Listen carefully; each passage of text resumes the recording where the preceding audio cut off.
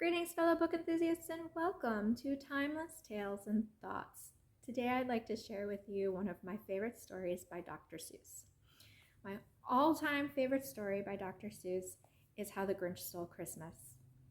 But since it's springtime, I thought I should save Mr. Grinch for closer to the holidays.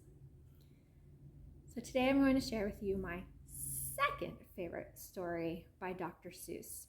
And I brought some friends with me, so before I reveal it, maybe you can take a guess as to who or which story is my second favorite. Growing up, I didn't read a lot of Dr. Seuss stories.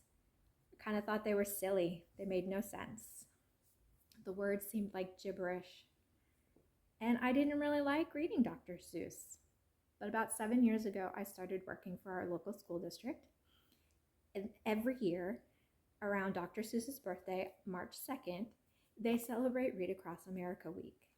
The kids, at least in the elementary schools, not so much our middle schools or high schools, but the kids have a fun week of being able to dress out of uniform and getting to have a lot of fun. We'll have days like Crazy Socks Day for Fox and Socks, and one day will be Cat in the Hat Day, and they can wear the cat's hat and ears.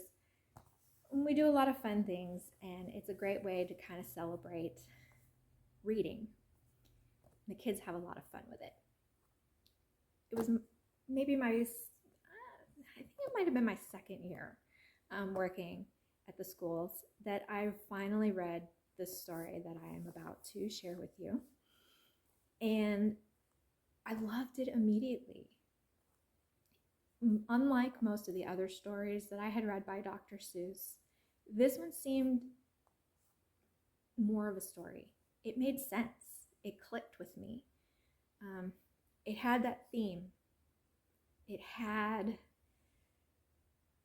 all the pieces that my brain considers a story. It flowed. It didn't have silly pieces. Some silly looking characters, but it didn't have silly pieces to it like some of the other stories do that just, like I said, in my opinion, made no sense. And I love this story so much because it's about kindness and doing what's right no matter what. Horton Hears a Who. Hands down, second favorite story. Maybe it's the Who's. Just thought of that. Both of these stories have something in common. My absolute favorite story about Mr. Grinch and Horton and Who's are the most prominent, are the second characters in the stories. Maybe I'm a Who fan.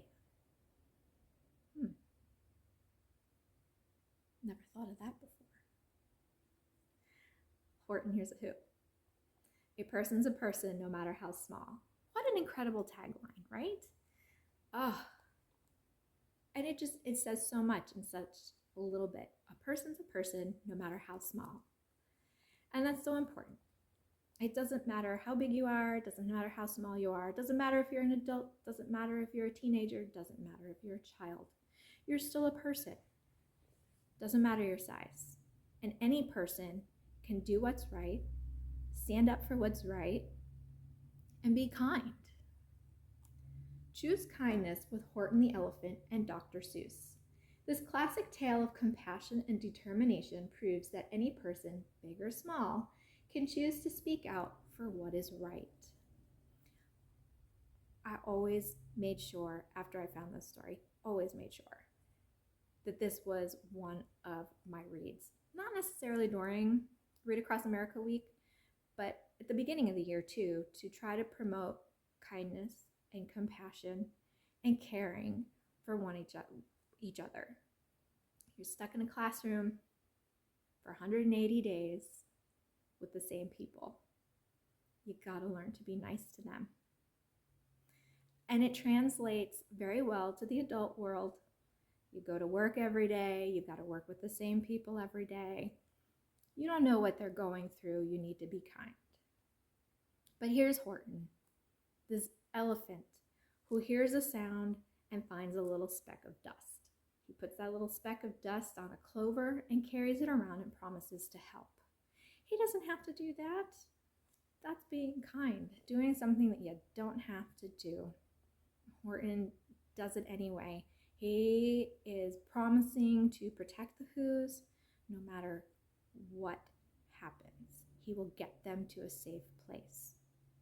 But then you have all those other animals in the jungle of Newell who are not very nice, and they do the meanest of things to Horton because they think he's just losing his mind, because they can't hear the Whos. Why can't they hear the Whos? Do they just not want to hear the Whos? Or maybe their hearing isn't as great as a super duper elephant. Maybe elephants have super hearing. I don't know. I never thought of that before either.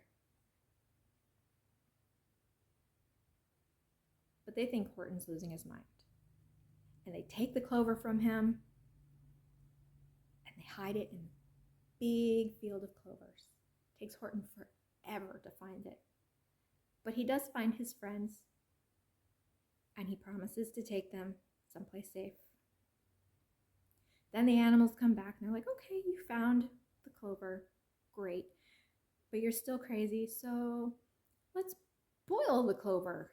That way it's gone, can never come back. Well, that really scares Horton.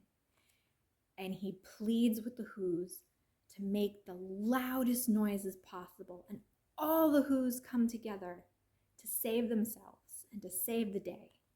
And the tiniest little Who makes the last little sound that makes it loud enough that the other animals in the jungle of Newell can hear all the little Whos and realize that Horton is not crazy, and there is actually a little village of Whos living on that speck of dust, now sitting on that little clover.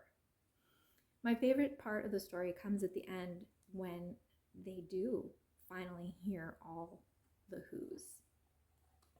And all of them promise to take care of the Whos. That's just great. I mean, it took them the whole story to realize Horton's not crazy and to not be so mean. But the fact in the end that everybody came together and they decided, yeah, you know what? Let's protect this little village. Let's keep everybody safe. And they do, no matter what.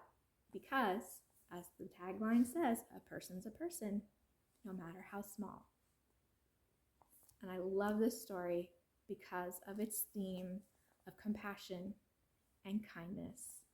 It is a fabulous story to read to children to help teach compassion and kindness. I hope you enjoyed this video. If you did, please like and subscribe. And as always, happy reading.